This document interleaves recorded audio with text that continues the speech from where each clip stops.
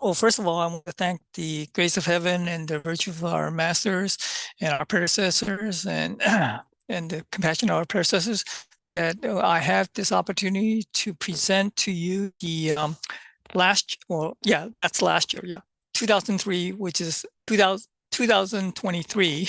That was last year. The dominant class. Oh no, sorry, the talent class. Uh, uh, Presented by that was visited by a holy teacher, and basically he composed the scripture that we're going to discuss right now. And so therefore I sort of like a translate some, most, yeah, all of them, but I sort of like found out, yeah, it's kind of short, which is kind of strange. But anyway, so I'll just basically start from the beginning. Okay. So the first thing is basically the holy teacher talk, sort of like presents I guess it's sort of like a forward. So I don't know, no, not a forward. It's more like like a big. I forgot the word. I forgot the word. Okay. Basically, it's like a forward, but it's more like um, a a summary, so to speak, of what he's talking about. And so that was presented by, what I have numbered 1, 2, 3, 4. Okay, just to make it simple. Okay, and basically, his first line basically is talks about the fact that, um, how kind of what type of mindset of what we call philosophy that we should have. Okay, so he first says, okay, the translation is, of course, he's talking about the cultivators, because all the people who are, he's talking about people who are cultivating. Okay, and so therefore he begins by saying that the cultivator's philosophy or mindset should be correct. Okay, or must be correct. Excuse me, it should be must be correct. Okay, so basically, in Buddhism, they talked about the fact that it's called what, the Eightfold Path, and part of the Eightfold Path, it talks about the fact that you must what, have the proper mindset. Okay, well, they call it proper. Okay, I translate as correct. Okay, it's the same thing. Okay, so basically, it's talking about the fact that, yeah, when you have you are presented with an experience that you could do, okay, to an experience that you will perform eventually, and that is cultivation aspect, to be able to have the proper or correct mindset about your cultivation. Okay, so therefore, I mean, when we say, oh, what should one do to through cultivation? How should one cultivate the Tao? Blah blah blah. Okay, basically, it's just saying the fact that, yeah, you must be proper or correct about this mindset that you have. Okay, and so therefore, it basically sort of like starts the I guess you'll start your cultivation process, okay, afterwards. Okay, so the Holy Spirit then discussed about the fact that, our attitude about, the cultivation process. Okay, so basically, it's translated as the cultivator's uh, attitude attitude, yeah, must be humble. Okay, so basically, he's talking about the fact that, yes, before, first of all, in the first part, we're talking about the proper mindset, or the correct concept, or proper, sorry, the mindset must also be correct or proper. Okay, so he's talking about thoughts. Okay, now, before we go into words or action, he's talking about your attitude, and then eventually he'll talk about your behavior. Okay, but that's sort of like before we begin to talk, so to speak. Okay, so therefore, that's the attitude should be okay. Well, he's talking about the attitude of the mind. Okay, so therefore, when you are the second part, the second line he's talking about is the fact that, yes, your attitude must be humble. So therefore, you're talking about like what I think many times that Holy Teacher, came to visit us, that he talks about the fact that yes, we should learn to what? Be humble. Okay, so therefore, humility has a very important aspect about one's attitude. Okay, so therefore, one should be humble. So it's important that we have or keep in mind always the fact that we should have humility. Okay. All right. And then the third line basically says that, okay, the cultivated behavior must be cautious. Okay. Now, this is before even when you sort of like talk about words and deeds, okay, or actions. Okay. So therefore, the second line and the third line is really talking about your mind aspect. Okay, it's still included in your mind aspect. Okay, so when you try to begin to have talk or speech or whatever and actions, okay, the way in which that you should do things or talk about things or whatever, it's talking about must be cautious, because after all, when you're talking about your just like the second line, which is about humility, basically the way you act eventually, okay, or the way you talk about things eventually, you also should have humility, and also in the way you bring about this action eventually, okay, you also must be what? Very cautious. Okay, so important thing is the fact that these two things sort of like go before you sort of like after you have the proper thought or mindset, then basically these two things follow before, I mean not follow, but comes before when you're actually trying to do action or speech or talking about things.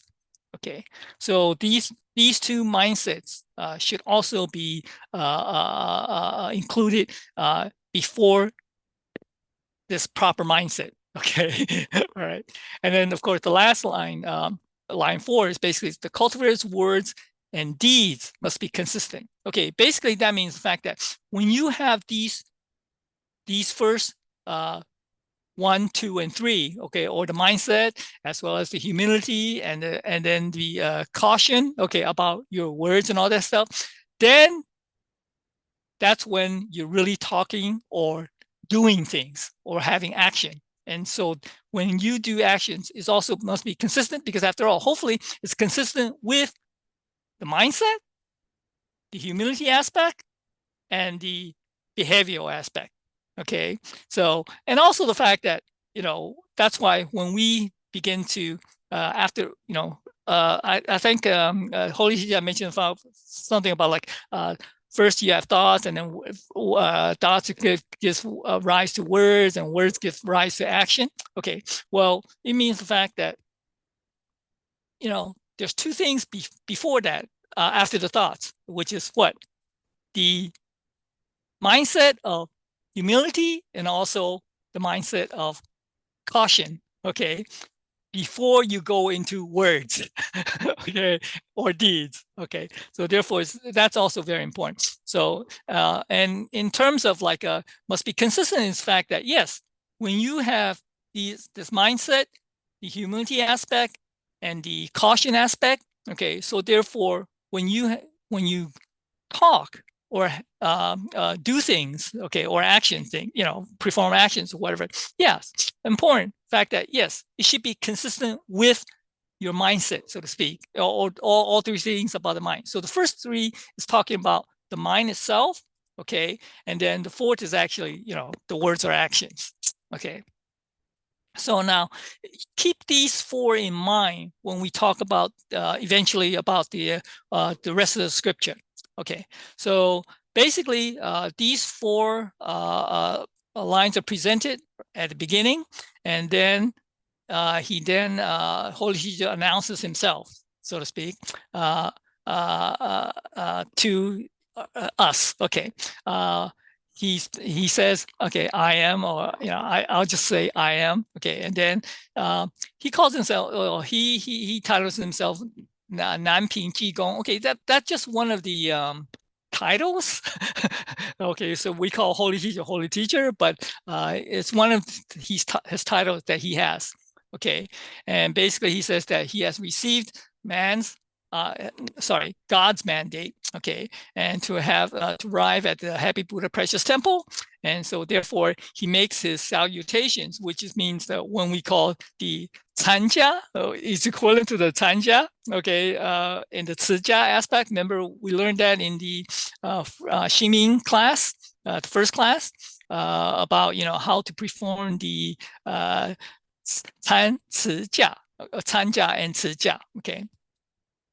So basically, he got, Holy Teacher also made his salutations only because of the fact that, yes, the three lamps are what? Is to represent what? The three lamps is God. Okay, so therefore, he also makes his salutations when he comes to the temple. Okay, because after all, we have lit up the three lamps. Okay, and then after he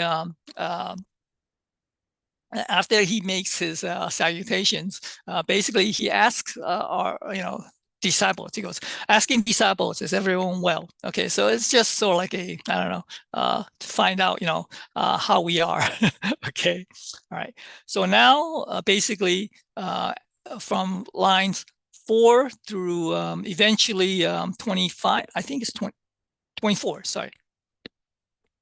Yeah, 20 from line 20. Basically, he's basically talking about I guess the ups and downs of life. That's the best way I can put it. Okay, basically he talks about, okay, so he begins by saying he's talking about life. Okay, and the next 1, 2, 3 stanza, yeah, he's talking about life. Okay, so he begins by saying that happiness is not about having something. It's not about having something. Okay, basically means the fact that, yeah, when we have I guess you could say, we're talking about material aspects, okay, and also the emotional aspects, okay. He basically is saying that fact that when you're happy or whatever, it's not that fact that you have something, okay, or or don't have anything, okay. The whole idea is the fact that he's just trying to sort of like describe to us about yeah, I'll call it again the ups and downs in life, okay? Because after all, the ups and downs are the joyful aspects of life, and the downs are like the the sorrowful aspects of life. All right, I'll call it that. Okay, all right. So basically, he's basically presenting the fact that, yeah, happiness is not just about having something, okay, and also to continue, he says, and also pain is not about losing something. Okay, so happiness, okay, to describe it, basically just saying, okay, you have something, which you bought, whatever, I don't know, depending on what manner of circumstance that you bought it for. But eventually he's talking about the fact that, yeah, you're happy about it because you have something. And then of course if you lose something, okay, basically pain is basically means the fact that you're sorry that you lost it, okay, so to speak. Okay, so therefore in the pain aspect, is saying that it's not about losing something, okay, not only about that. Okay, so therefore okay, to continue, he basically says that in this mortal world of ours, okay, there are myriads of forms and colors. Okay, means the fact that, yeah, in this mortal world of ours, there are things that are tangible, that's true. And also, there are also, I'll call it distractions, okay, distractions, okay, in this life, okay. And so therefore, when we have things that are, that we have and things that we lose, okay, basically it means the fact that we have everything that has the equivalent of our ups and downs in this world. Okay, and so therefore, when you have this physical world of ours, or this physical world, tangible, that's tangible, whatever, then you will then become when we get I'm sorry, not the fact that when we get, but it's rather when we become attached to all these things, then of course there is still this happiness and also what he calls it pain. Okay, all right. So therefore, continues by saying the fact that, yeah, those who can adapt or comply with the circumstances are the most outstanding. Okay, now he's talking about the fact that we all have, you know, uh, previous karma that we have. All right, I'll call it, yeah, that it's translated as karma, but yeah, it's the same thing. Okay, the things that we had gotten, okay, may have been the things that we were destined to get in this particular life. Okay, the things that we may, lose, okay, whatever, it's possible the fact that, yes, those are things that we were destined to lose because of previous or the karma in our previous lives, etc. Okay, so therefore, the important thing is the fact that he's talking about the fact that those who can adapt or comply, really it should be adapt, comply with the circumstances that we are in, okay, are the most outstanding, or it's really saying the fact that we can become better, okay, when we are able to adapt or comply with those circumstances, okay, because after all, he basically says it out, in the next line, he says it right off the bat. Life itself is a lesson, okay, because after all, it is through life that we learn a lot about, a lot of things. But then, those are the things that are like what we call the ups and downs about life itself. Okay. And so therefore, when we are able to adapt to this life or eventually come to understand the karma that we have, okay, so to speak, then if you can be, the last line, lively and responsive, okay, in this life, okay, that is basically saying the fact that he's saying on the last part of the line, he says the foundation of life never dries up. Okay, it's basically like saying the fact that when you can adapt to this life, okay, based on whatever karma you were presented with, okay, or the present karma that you already have, then you will be able to be more, I guess you could say, fulfilling in this particular life. All right. Okay. And the part is the foundation of life never dries up. Okay. It just means the fact that, yes, because there's a phrase, I forgot the phrase. It was to say that fact that I think that was in the Jurassic Park movie that I saw. It basically says life finds a way. Okay, well, it just means the fact that eventually, the way that you live your life will be what will determine your eventual outcome. Okay, so basically that's what that means. Okay, and again, he continues to talk about life in the next stanza. In stanza B, I call it B. Okay, it goes, every circumstance appears as a result of the harmony of causes and effects. Okay, then he's talking literally a little bit more about the karma aspect. Okay, basically, when we talk about karma, it's really the confluence of events that can result in what we call the causes and conditions. Okay, or causes and effects. All right, and so therefore, these are things that we had accumulated through, many lives that we had been given. Okay, and so therefore it is, some of the karmic effects can be what's called latent. Some of it can be called sometimes called immediate, because it depends upon the confluence of the events.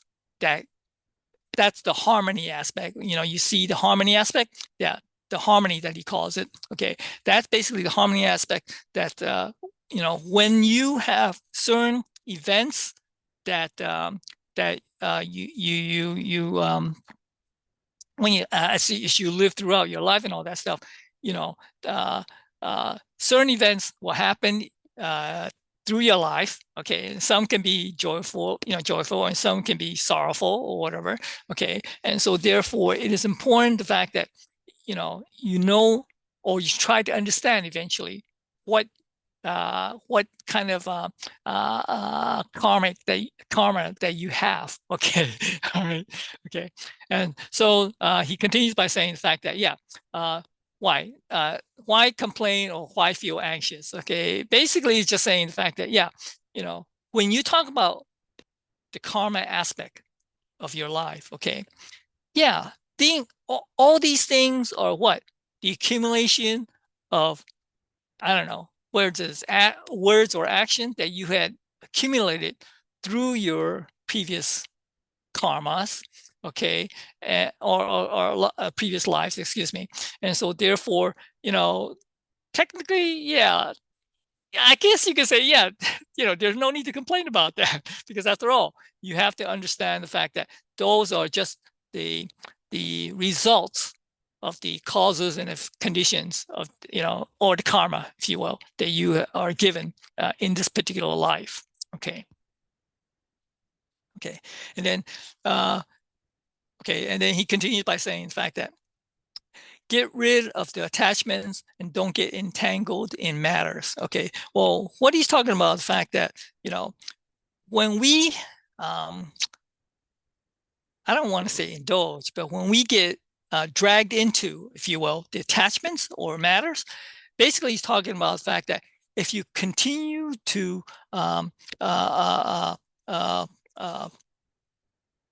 just deal with that particular attachment or matter, whatever, then you begin to perpetuate the eventual the karma. Okay, like the karma. Okay, because after all, you need to try to find a way in which that you can eventually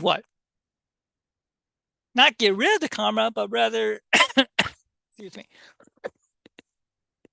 but rather the fact that you can eventually I don't want to call it evolve, but you can try to resolve the karma that you are given, okay, or the karma that you have, excuse me. Okay, all right. So therefore, if you then that's the line 13. And then on line 14, basically he's talking about the fact that once you can really understand about your own karma, okay, and the effects that it has on others, and that the karma of others that have on you, then basically you will be able to, he calls it, once you understand and see through it, you will naturally be able to let it go. Okay. So basically, there's when Lecturer Liu, who's doing the XinMin,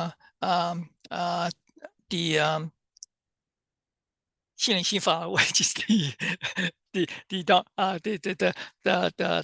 about I guess you could say, gosh, I forgot what the XinMin means. Okay, he was the lecturer who taught us about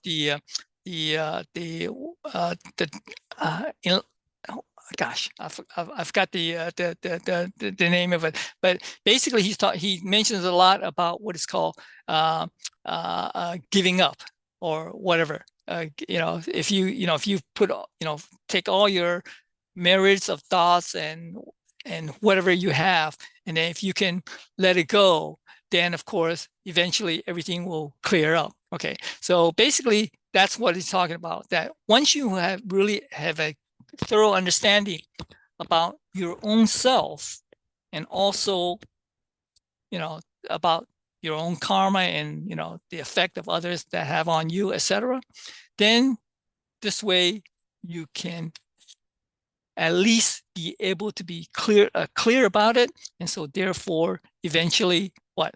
Let it go, in the sense of the fact that, yes, you are sort of like resolving anything and everything that's happening to you. And so therefore, after all, when you let it go, what does that mean? The fact that, there's something called, eventually there's this topic in itself, but it's what it's called, real and unreal. Okay, but it's all right. That I don't want to discuss that. But the only fact that, yeah, we can let it go, or the things that will sort of like resolve itself, so to speak. Okay, so therefore he's just only talking about life itself. Okay, so the stanza A and B is basically only talking about life itself. Okay. And then he continues on to the third stanza. Okay. And basically, he's saying that like, heaven and hell are just a moment away from each other. Okay. And I guess, okay, yeah, I should continue. Okay. Cannot be cut on both sides of one body. Okay. And then one may, okay. So these two lines basically is talking about the fact that, yeah, heaven and hell is really, yeah, just a moment away, because after all, there's, because when I had mentioned a long time ago about the fact that, heaven and hell is sort of like a state of mind. Okay. Well, yeah, in a sense it is. It's not to say the fact that, yes, there's no heaven, there's no hell, because after all, in the, when we are talking about the diagram about like, absolute heaven, and then you have temporary heaven, and you have human, physical world, or human world, whatever, and then also the hell world, heaven and hell. That part, the heaven and hell, is really talking about the what's called the spiritual realm. Okay, and the physical realm is physical realm. Okay, so therefore there is a spiritual heaven, spiritual hell, so to speak. And the heaven that we call heaven is really the temporary heaven. And, the hell is, just hell. Okay. And of course, we're not concerned yet about the, we call the absolute heaven. Okay. So we say because after all, if we are in the absolute heaven, then of course there's no such thing as heaven and hell, so to speak. Okay.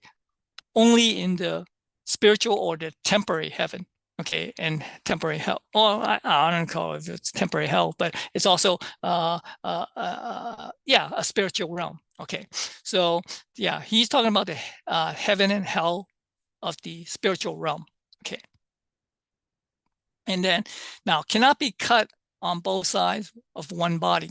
Okay, all right. This is sort of like a reference to the fact that, okay, when we talk about Tao itself, okay, I guess we can classify as the fact that Tao itself has a essence and a function. Okay, it's two sides of a coin, so to speak. So if you have essence, you must have function. Okay, it can't go together by itself. Okay, so so when you have just as when we talk about three treasures, you explain one of the treasures is talking about the fact that the wordless saying basically is they're trying to discuss a little bit what does God represent. That's the first word, and then the second and third word is talking about the spiritual. Second word is talking about the spiritual realm, and the third word is talking about the physical realm. Okay, so therefore, the fact that you have both essence and function is basically two sides of the same coin. Okay, and so therefore that's the reason why he's talking about the fact that he goes cannot be cut on both sides of one body. Okay, cannot be cut, because after all, it is something that can't be separated, so to speak. Okay, so like I said, Tao has both essence and function. Okay, because the whole idea of the fact that we have, I don't know, called the Big Bang Theory, et cetera, and all that's sort of like the function of the essence, okay? And the physical cell, the Big Bang, I don't know what's called the Big Bang or whatever, basically describes the physical, the physical universe or whatever. And so therefore, but the thing that also there, it's sort of like it didn't talk about is the fact that yes, there's also a spiritual aspect of the function, okay? And the spiritual aspect is not the essence function, it's just the spiritual aspect of the function itself, okay? And so that's what we call the spiritual realm. Okay, so therefore you have, the diagram about the fact that there's a the what's called, well, we call the ZhiShan, which is absolute heaven. Okay, and basically that's outside of the I mean, not outside, it's not really outside, but the fact that it's also included. The whole idea is the fact that when we talk about the function, which is the physical self, and then the second word I mentioned, the fact that there is, I guess it denotes the fact that also there's a spiritual aspect. Okay, so therefore, but the spiritual aspect also is what? Not forever, so to speak. So therefore, it's important the fact that that itself is part of the function aspect. Okay, so it's important the fact that you have to know the fact that there is both an essence, which is absolute, and a function aspect, which is both includes spiritual and physical. Okay, all right. And then he continues to say the fact that, okay, when one persists about a certain thing, certain item, okay, whatever, okay, you must realize the fact that it is through our Buddha nature that gives us this ability to be able to what? Know about these things. Okay, so what's he saying is the fact that, okay, there's something called, in Chinese it's called the Fu Xing, and the other is called the Xing itself. Okay, let's see. The Fu Xing, basically, they're talking about the fact that it is the Buddha nature. Okay, that's the Buddha nature. Okay, that's the Fu Xing. Okay, and so therefore, the fact that we have, I guess, thoughts or the ability to think and all that stuff, that is the Buddha nature that allows us to be able to, I don't know, call it think. Okay, to think. Okay, so therefore, when we have thinking and all that stuff, that itself is not the Buddha nature. That is sort of like a result of the fact that we have this Buddha nature. Okay, all right. So therefore, when we have some, I don't know, attachments or whatever, etc. Okay, about certain thing. Okay, you must also realize the fact that there is I guess you could say, origin from that. That there is something that allows us to be able to think about something that we are, desire or want or whatever, etc. Okay, so it's important the fact that you know that you have this Buddha nature, because after all, the Buddha nature does not what?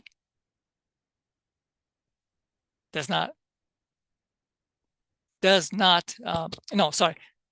The Buddha nature exists so I guess you could say forever. Okay, the question is the fact that how this Buddha nature will be able to eventually go to what we call absolute heaven, but that's another story. Okay, all right. So therefore, he continues by saying the fact that to be able to change our mind and collect our hearts. Okay, well, that just means the fact that when we have this realization about your Buddha nature, okay, then of course we have also the ability to think about it, and therefore to be able to what? Change our mind, which is being the line 17 is about the persistence of an attachment, so to speak, an attachment that you have. So therefore, you will be able to what? Collect yourself, and be able to what? And it says collect our heart. Okay, I translate as collect our heart, but it really means the fact that you are basically, I guess, collect. I'll call it collecting. Sorry, thinking more inwardly, so to speak. Okay, so when you are able to realize this, okay, yes, then you are able to what? Change your mind about this physical aspect, okay, the thing that you're attached, and also to be able to link in a way, look inwardly about this aspect of your Buddha nature, okay, and so therefore, if you can do that, then the line 20 basically says the fact that that is when our Buddha nature, sorry, I did a spelling. Clear is without space. Okay, okay. So that is what the lecturer Liu had mentioned about the fact that when we had not, I guess you call it rid ourselves of all these attachments and thoughts, etc. Then our Buddha nature will what? Appear or come about. Okay, and that is what talking about the aspect of everything is clear. Okay, well, I translate as everything is clear. Okay, and also in or at every moment. Okay, so because one of the things that was talked about in the six sutra class, that's the six patriarch, sorry, six patriarch. Okay, he's talking about the fact that yes, when you have the ability to be able to realize your Buddha nature, so therefore it will then dictate or determine how you how your thoughts are and how you are able to deal with others. Okay. Okay. So the basically, okay, so that basically is talking about that is that everything is clear in at every moment. Okay, now the next two stanzas, D and E, yeah, right, okay, D and E stanza basically is talking about more the what we mentioned about on the first four lines. Okay, the fact that you have a mindset, an attitude, a behavior, and action. Okay, so basically, so like repeats that. Okay, when cultivating Tao, one should not be a bystander. Okay, it's very important fact that yes, when you are cultivating the Tao itself or trying to, or whether you are learning to cultivate the Tao, whatever, you should not be a standard because after all, you must be proactive. You must be something that can be able to, whether you want to do something or whatever, you it's the important thing is that you shouldn't be a bystander, okay, because after all, you should become more involved, okay, about learning about the Tao, etc. Okay, and eventually cultivating the Tao.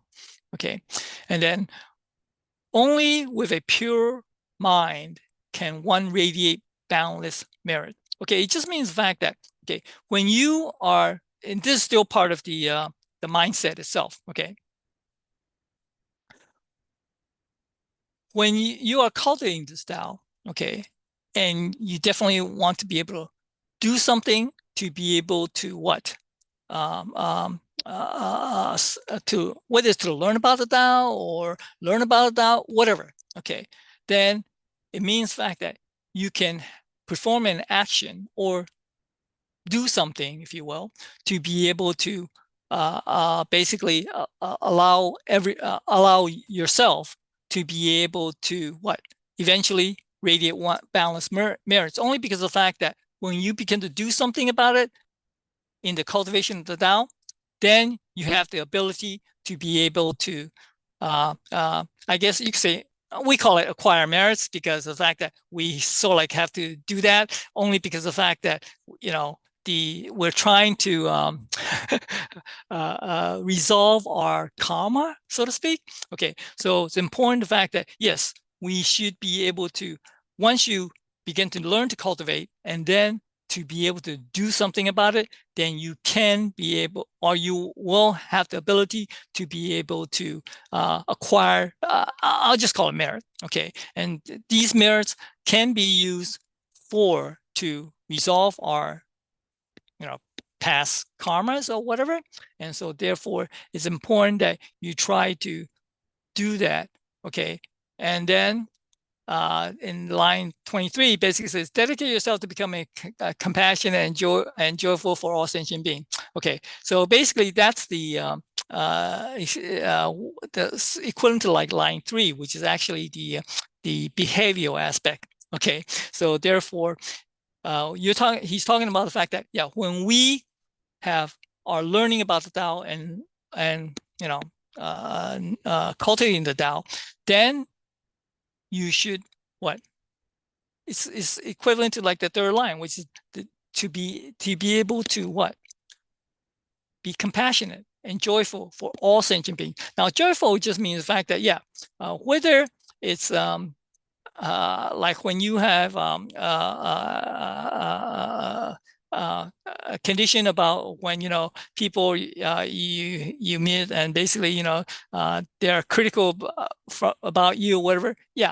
Joyful basically means the fact that yes, you are, first of all, one has to be humble, right? Before I said about the second line, which is what the attitude should be humble.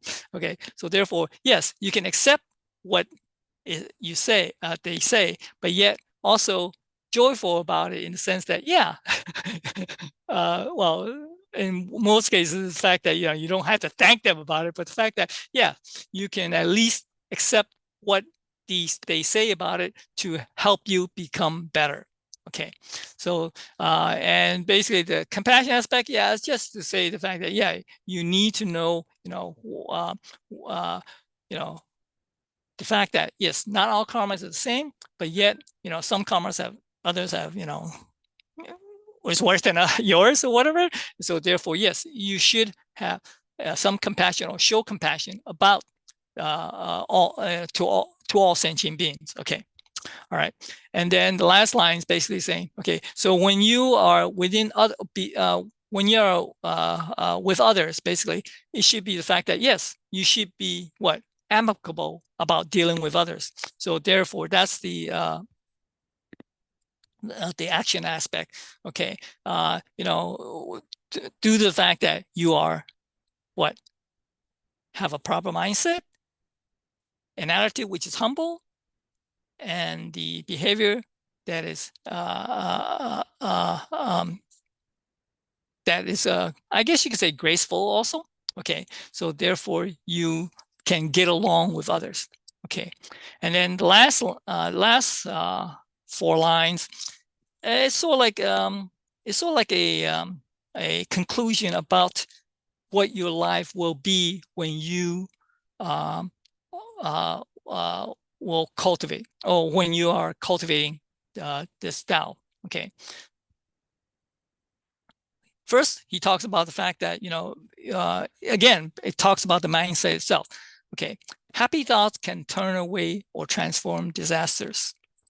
Number 2, happy words can shield against adversity. Okay. Number 3, okay. Sorry. Okay. Okay. Just the first 2 first. Okay. So basically, the fact that happy thoughts can turn away from this and transform disaster is basically the fact that it talks about your mindset. The fact, like the line 1. Okay. So when you have things that are more happy, I guess I'll call it happy, okay, or upbeat. Okay. So those things are things that can transform. It's more like transform instead of turn away, but transform things that can go bad. All right, I'll just call it. It translates as disasters, but it's really things that can go bad. Okay, and then also when you begin to talk, to deal with others, which is line 24.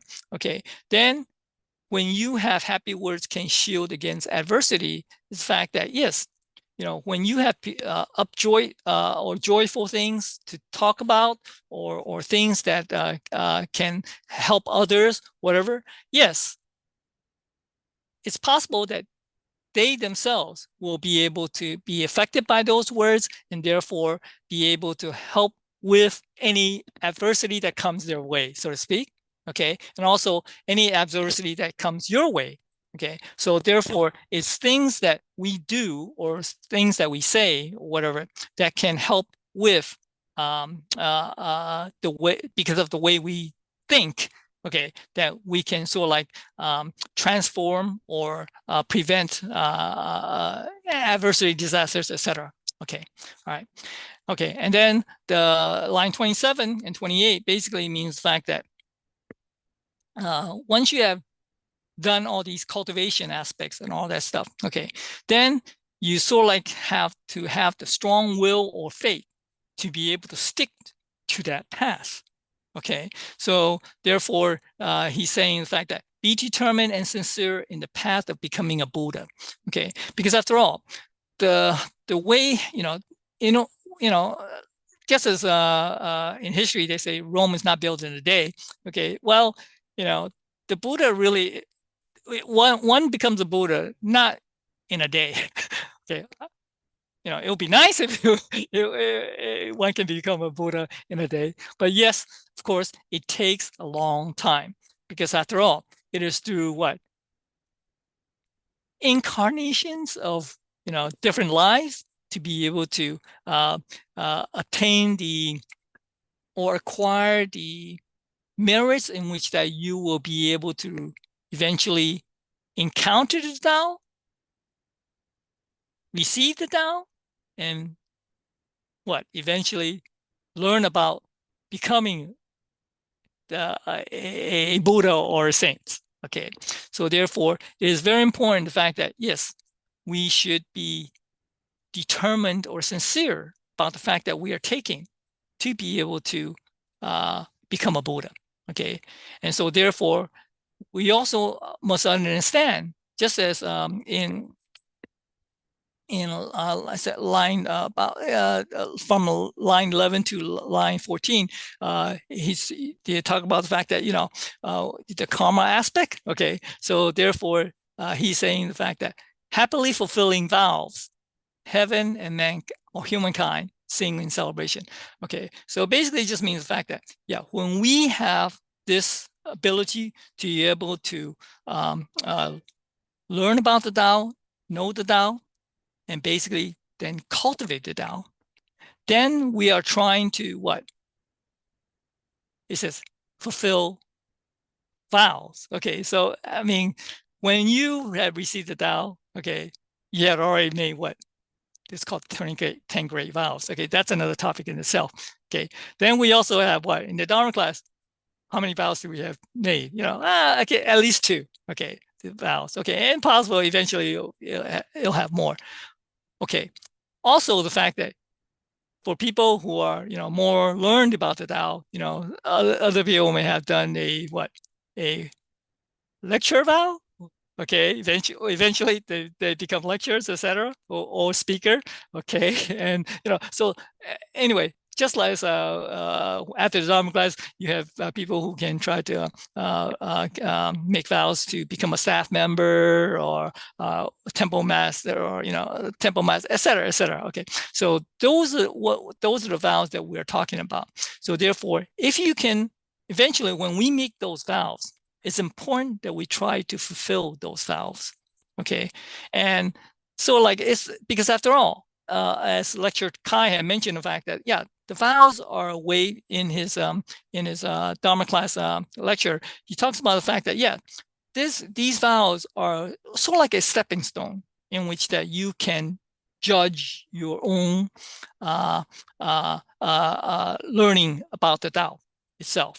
Okay, so therefore, if you can fulfill however vows you made, and each one of them that you have made, then of course, once you go back to absolute heaven, okay, so therefore, heaven and mankind. That's that's us eventually. Okay, and the heaven is heaven itself.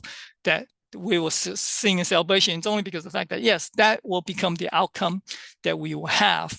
That we can, that when we do the cultivation of the vow, the Tao, and also fulfillment of all your vows. Okay, because after all, one of the things that they say about becoming a Buddhist is something about the fact that Sanjianguo about the fact that you have to do all these merits and also do fulfill all these vows in order for you to eventually become a Buddha. Okay, so basically that's sort of like my translation about this this text. And if there anything that I said that is incorrect, I hope the Buddhists and saints and the transmitters will correct me. Thank you very much.